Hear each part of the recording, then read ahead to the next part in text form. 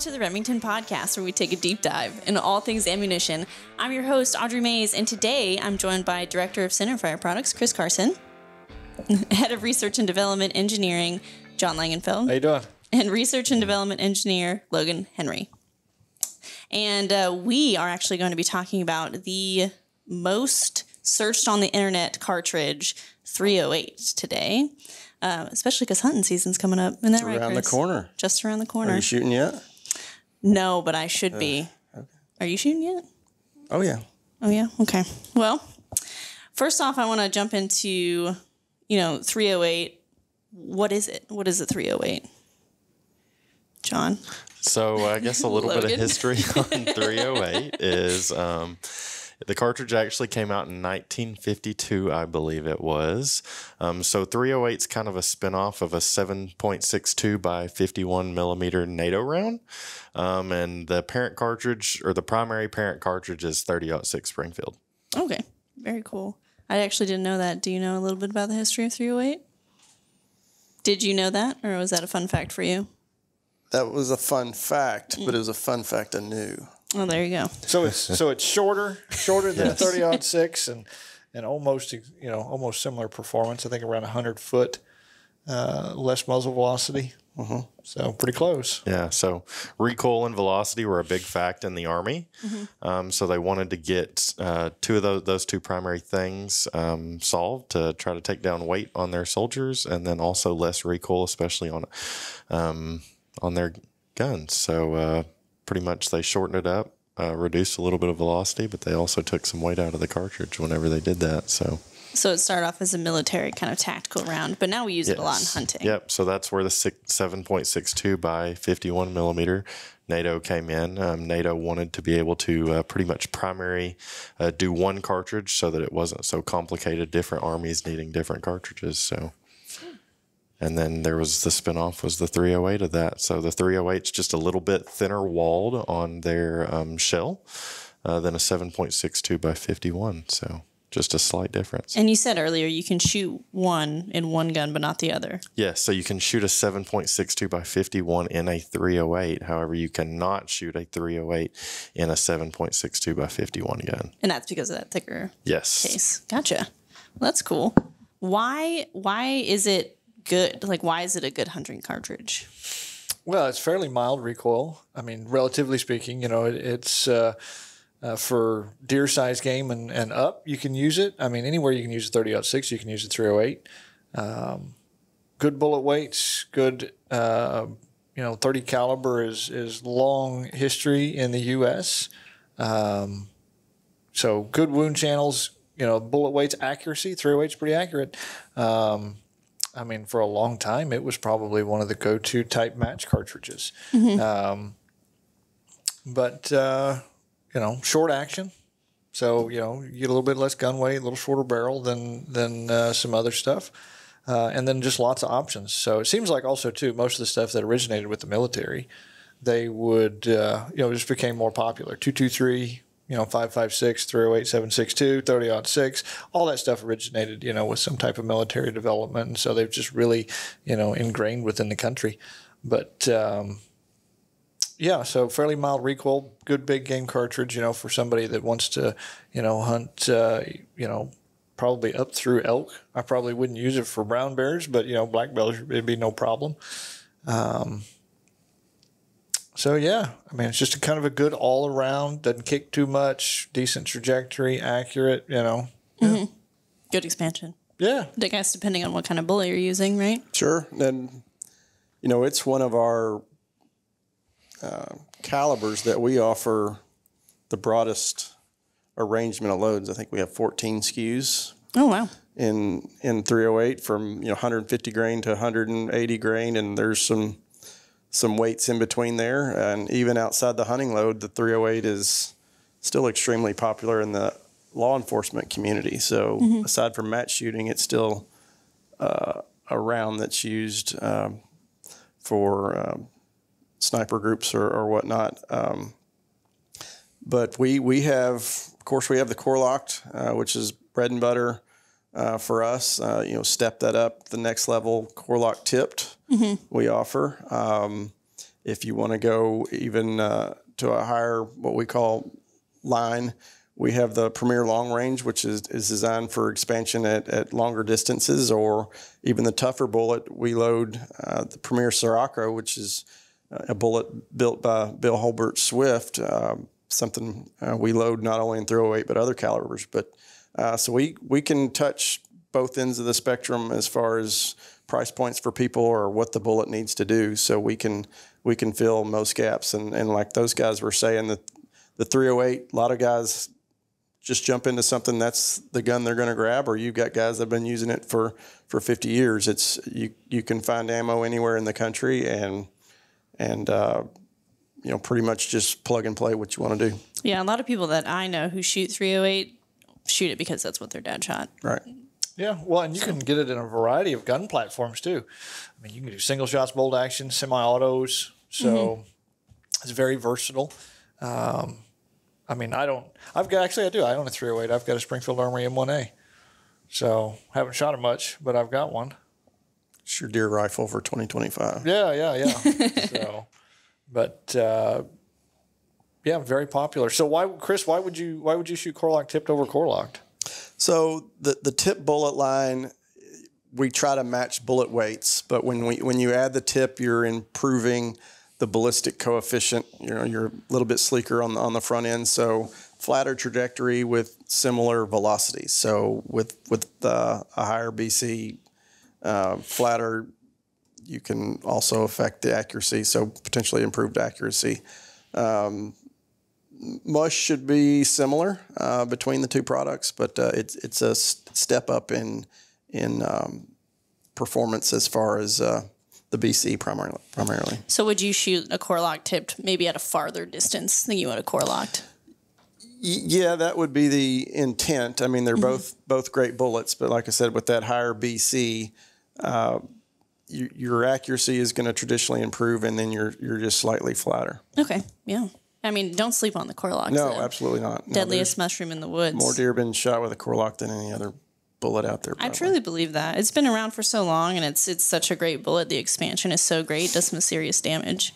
So again, like when you step up from a core lock tip to a Premier long range, obviously it's in the name. That's what you would choose to shoot? Well, that one 600 yards. That one is specifically designed to have terminal performance at longer range. Okay. And so the from the ground up, it's got the spear impact bullet in it, slipstream tip. It's got their plated jacket. So it's very accurate. It's a high BC projectile, and those guys did a phenomenal job in developing that.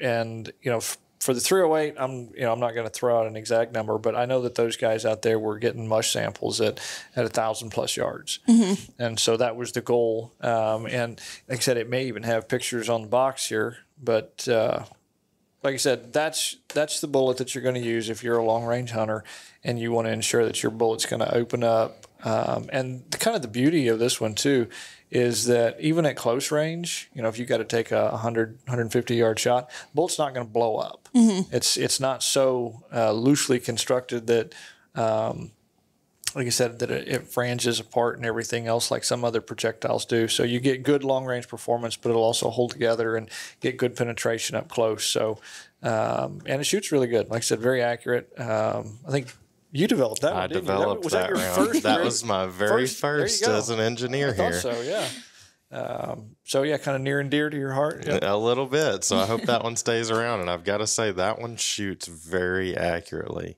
Yeah. I would imagine that's if you're going, I don't know, hunting in Colorado and you're trying to shoot the next canyon over because the big elk is over there, that's the bullet you're going to reach for. Absolutely. Yeah. And I know that we have another one out here, Premier Sirocco. Can someone tell us a little bit about that one?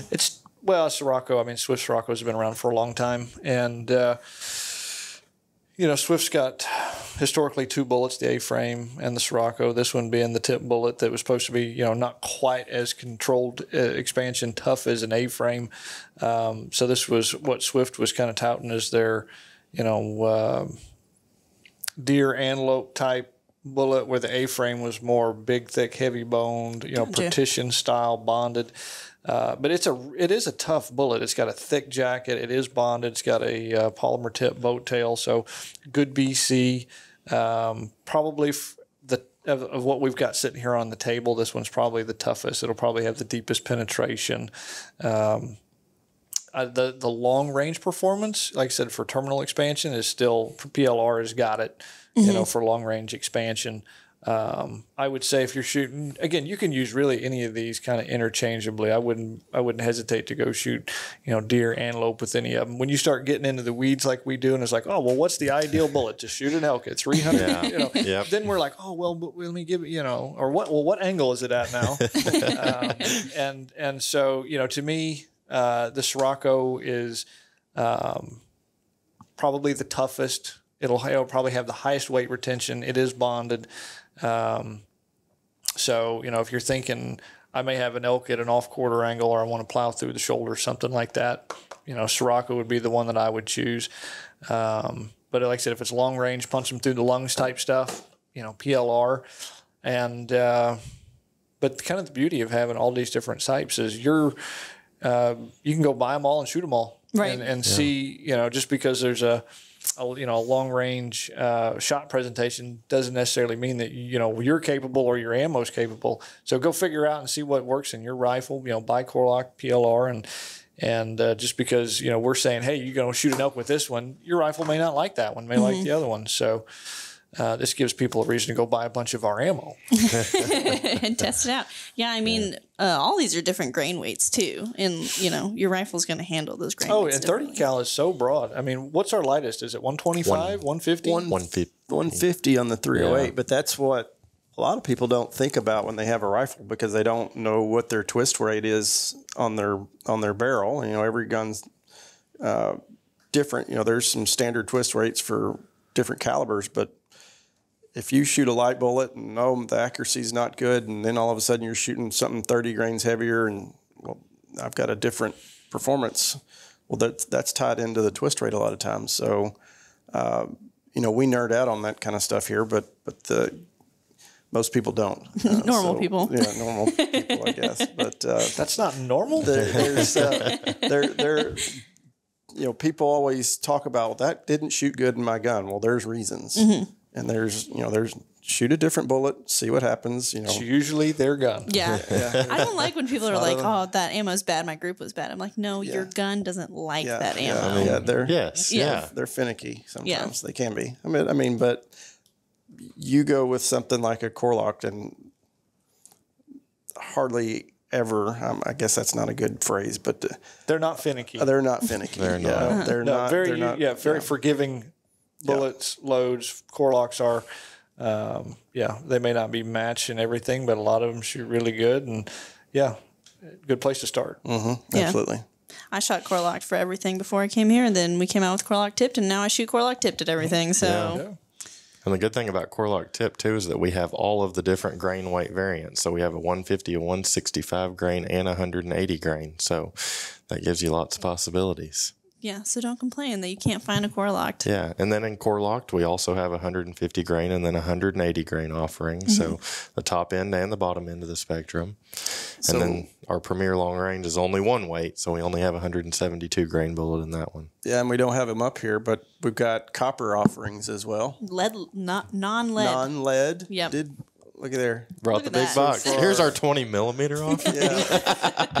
So Core-Lokt copper, which by name is associated with Core-Lokt. So it's our entry level copper bullet. It's not a tipped bullet.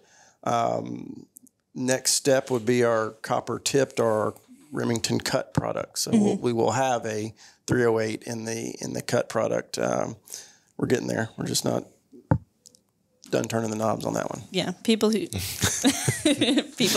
need copper or like to shoot copper, it's coming. Yeah, it's going to the shows out west. There's more interest, it seems like, in the western states for a copper product, regardless of caliber, than maybe in this part of the country. Middle of the U.S., Midwest, Kansas, whatever. I hear it more out there than I do central U.S. Yeah, I hear more hunting clubs are only allowing copper bullets. So I think that's why, but I'm not sure. I read that somewhere. The internet only tells the truth, Right. So Absolutely. It's kind of like Facebook, Anything you see on Facebook is always true. yeah, exactly. So, has anyone in this room hunted with a 308 before? Nope. No? I I haven't. think I did when I was a young kid. That was one of I think I started with a 243, went to a 308, and then eventually I went to 300. So It came on back, yeah. I don't know. Everyone knows coming to me. I'm a 270 girl, so I was just curious. Yeah, I didn't grow up where I could hunt with a rifle for And deer. That's fair. This cartridge created other cartridges. It's the parent cartridge to 7mm 08 Remington, Oh yeah, we've done a lot of spun offs. Yeah. 243 and others. 260 Remington. 260 Remington. 260.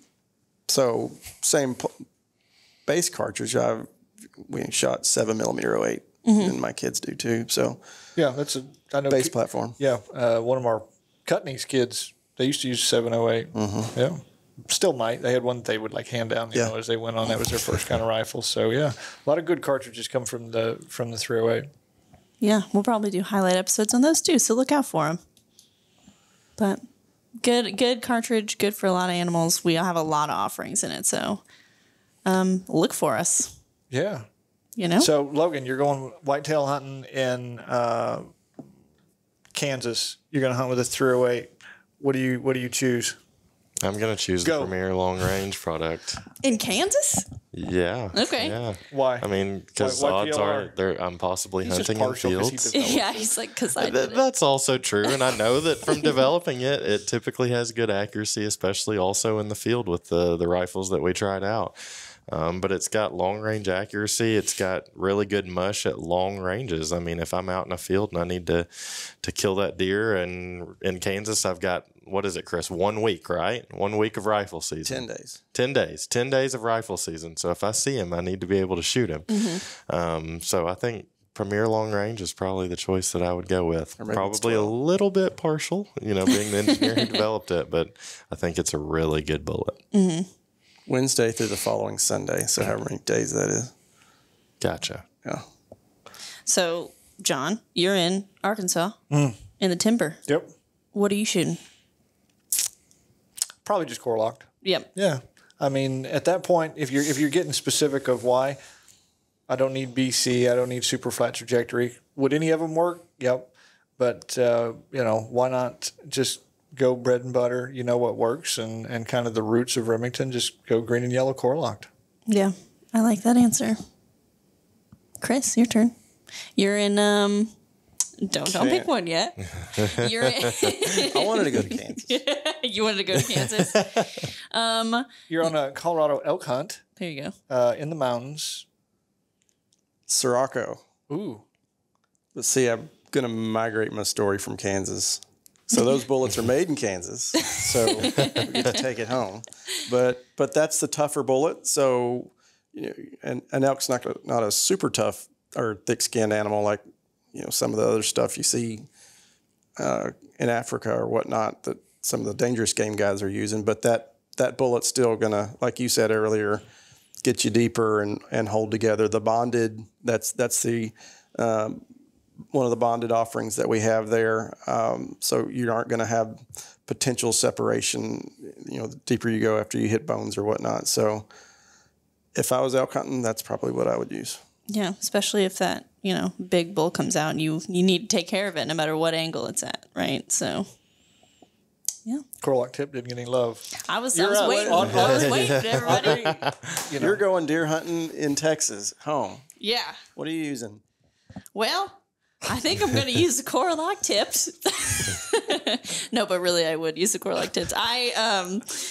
In Texas, at least where I'm from in South Texas, you do hunt under a feeder, and that's fair. But it's flat, and sometimes the distance can be 200 yards. Sometimes it can be 80 yards. So you need something that's going to expand at all ranges. And I shot core lock tip last year, actually, in Arkansas. At my first Arkansas buck, and he was at 95 yards. It did the job really well. So Bang flop. Bang flop. Bang Did you flop. recover That's a what we're bullet? looking for. Did you recover a bullet? I did not. No.